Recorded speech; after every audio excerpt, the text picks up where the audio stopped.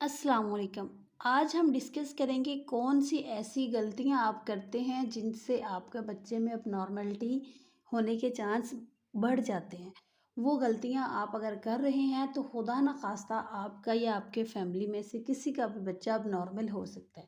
तो उन गलतियों में सबसे पहली गलती ये होती है कि हम अपनी बच्चियों की शादी लेट करते हैं। जब हम शादियां लेट करते हैं तो उसकी वजह से बच्चों में, हमारी बेटियों में जो एग्स बनते हैं, जो अंडे बनते हैं बच्चेदानी के अंदर, वो अंडों की जो क्वालिटी है वो ख़राब होना शुरू हो जाती है। अगर 30 से 35 के बाद एग्स की क्वालिटी बिल्कुल ख़राब होना शुरू हो जाती है, एक मैच्योर और एक अच्छा अंडा नहीं मिल पाता हमल होने के लिए।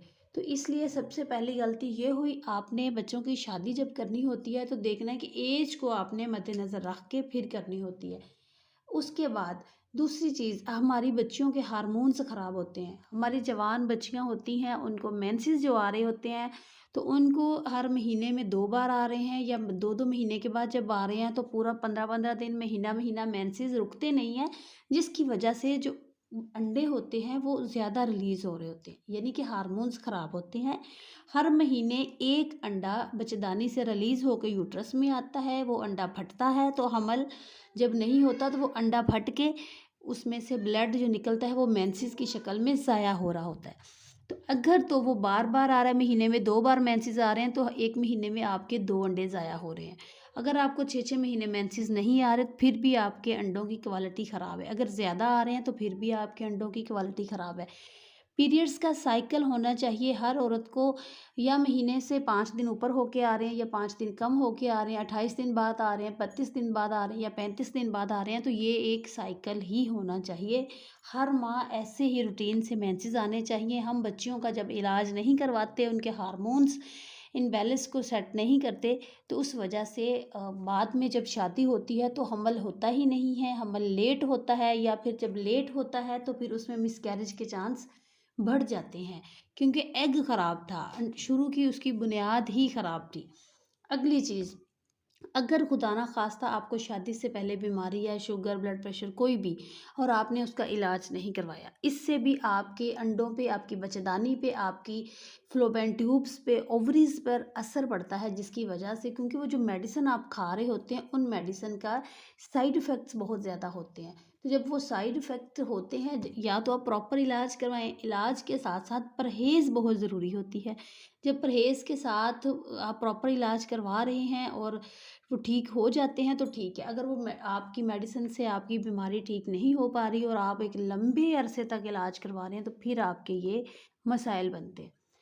फॉर एग्ज़ाम्पल, आपको शुगर है, हमल से पहले, चलें शादी से पहले या हमल से पहले आपको शुगर था, और ये आप इसको अगर तो वेल कंट्रोल है तो बेस्ट है, फिर आपका बच्चा अब नॉर्मल नहीं हो सकता। अगर आपको शुगर आपकी कंट्रोल में नहीं रही, तो फिर इसी दौरान आपको हमल हो गया है तो आपके बच्चे में अब नॉर्मलिटी आ सकती है। जब अब नॉर्मलिटी आती है बच्चे में, बच्चा अब नॉर्मल होता है, उसका कोई पार्ट्स ऑफ बॉडी या कोई भी उसका बच्चे में जो भी मसला है, बच्चे के सर में पानी, बच्चे की कमर पे फोड़ा होता है, स्पाइनल कॉर्ड का मसला होता है, तो फिर वो हमल या तो ज़ाया हो जाता है, मिसकैरेज हो जाता है, आगे नहीं बढ़ता, या फिर आगे बढ़ता है तो फिर वो बच्चा अब नॉर्मल होता है। तो या फिर अगर ब्लड प्रेशर हाई है या कोई भी बीमारी है जिसकी मेडिसिन आप बहुत लंबे अरसे तक यूज़ की है और वो आराम नहीं आया, वेल कंट्रोल नहीं है, तो इस वजह से ये प्रॉब्लम होती है। अगर तो इसके साथ-साथ अगर आपको शादी लेट होने के बाद आपने खुद से वक़्फ़ा कर लिया है, तो उसकी वजह से भी आपका मिसकैरेज के चांस बढ़ते हैं, अब नॉर्मल बच्चा होता है। जब बच्चा अब नॉर्मल होता है तो मिसकैरेज बाद में होता है।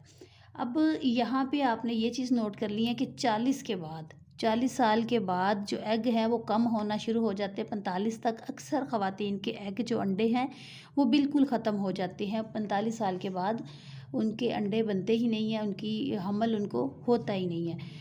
इसके साथ-साथ अगर किसी माँ को फ़ोलिक एसिड की डेफ़िशिएंसी है, यानी कि आपका लाइफ़स्टाइल अच्छा नहीं है, आपको वीकनेस है, अगर आपको फ़ोलिक एसिड की कमी है, अगर तो आप कंसीव करना चाह रहे हैं, तो आपको हमल होने से पहले से ही फ़ोलिक एसिड टैबलेट, जो कि छोटी-सी और सस्ती-सी टैबलेट है, उसका इस्तेमाल आपको शुरू कर देना चाहिए। अगर आपने फ़ोलिक एसिड का इस्तेमाल नहीं किया, तो फिर आपको फ़ोलिक एसिड की कमी की वजह से बच्चे में अबनॉर्मल बच्चा पैदा हो सकता है।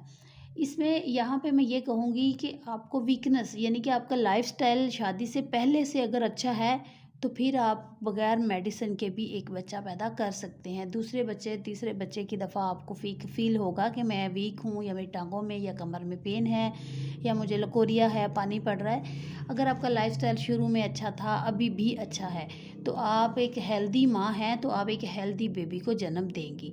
यहाँ पे ये साबित होता है कि आपको हमल के दौरान अपना लाइफ़स्टाइल अच्छा रखना चाहिए, अपनी डाइट, मेडिसिन के साथ-साथ आपको एक्टिव रहना चाहिए घर के काम-काजों में और खुराक पे भी आपको होना चाहिए कि खुराक आपकी कैसी है।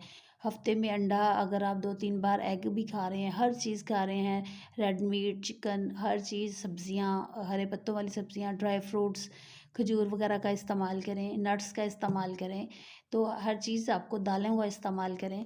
अब यहाँ पे ये बताऊँगी कि अब नॉर्मल बच्चा अगर खुदा ना ख़ास्ता आपने देखना है तो 5वें महीने में आपको नॉर्मली स्कैन करवाना बहुत ज़रूरी है, जिसमें आपको क्लियर हो जाएगा कि ये बच्चे में क्या अबनॉर्मलिटी है, इसको आगे लेके चलना है या यहीं पे ख़त्म करना है खुदा ना ख़ास्ता, या कोई भी जो भी आपने डिसीजन लेना है, वो आप कलर डॉप्टर अल्ट्रासाउंड करवाने के बाद। ऐसे नहीं कि आपको शुगर थी पहले से, अब शुगर है और आप ये सोच लें कि मेरा बच्चा अब नॉर्मल है और आप टेंशन लेना शुरू कर दें। स्ट्रेस से भी मिसकैरेज होते हैं। यहाँ पे स्ट्रेस लेने से भी बहुत से बच्चे जिसमें कोई ना कोई प्रॉब्लम आ जाती है। इसके अलावा स्मोकिंग, अल्कोहल अगर आप ऐसी चीज़ें कोई इस्तेमाल कर रहे हैं या आपकी फैमिली में कोई इस्तेमाल कर रहा है, तो आपने इस चीज़ से बहुत ज़्यादा अवॉइड करना है। इसके अलावा अगर आपको बार-बार वजाइना का इन्फेक्शन हो रहा है, बार-बार आपको पेशाब में जलन हो रही है या आपको बार-बार पेशाब आ रहा है या आपको वजाइना में ख़ारिश हो रही है या आपको पानी जो पड़ रहा है, लिकोरिया जिसको आप कहते हैं, उसका कलर पीला है, तो उसमें से आपने देखना है कि येलो कलर है और स्मेल अगर आ रही है, तो ये इन्फेक्शन की अलामत है। पेल्विस में दर्द होता है, पेट के निचले हिस्से में दर्द है या कमर की बैक साइड के निचले हिस्से में अगर आपको दर्द है, तो ये आपको इन्फेक्शन की अलामत है, जिसका अगर आपने ट्रीटमेंट नहीं करवाया, इस इन्फेक्शन में ही आपने कंसीव्ड कर लिया है, आप प्रेग्नेंट हो चुकी हैं, तो ये हो सकता है कि ये बच्चा आपका ज़ाया हो जाए, या फिर अगर बच्चा ज़ाया नहीं होता तो बच्चे को इन्फेक्शन होता है। और यही इन्फेक्शन अगर एंड के दिनों में हो, यानी कि 8वें 9वें महीने में ये इन्फेक्शन बार-बार हो, तो ये जब बच्चा डिलीवर होता है, तो ये इन्फेक्शन बच्चे को लग जाता है। हमल के दौरान इसका ट्रीटमेंट बहुत ज़रूरी है। इसकी ट्रीटमेंट सादा सी मेडिसिन से हो सकता है। अपने आप को साफ़ रखने से, बार-बार आप अपने आप को साफ़ करो, डिटॉल वगैरह से पानी में डाल के उनसे वॉश करो, डीपली वॉश करो, और ख़ुद की सफाई रखने से भी ये इन्फेक्शन काफ़ी हद तक कम हो जाता है। तो उम्मीद करती हूँ मेरे समझाने का तरीका आपको पसंद आया होगा। अगर कोई क्वेश्चन है आपका, तो आप मुझे इंस्टा पर ज़रूर मैसेज कीजिएगा, मैं आपके हर क्वेश्चन का रिप्लाई दूँगी।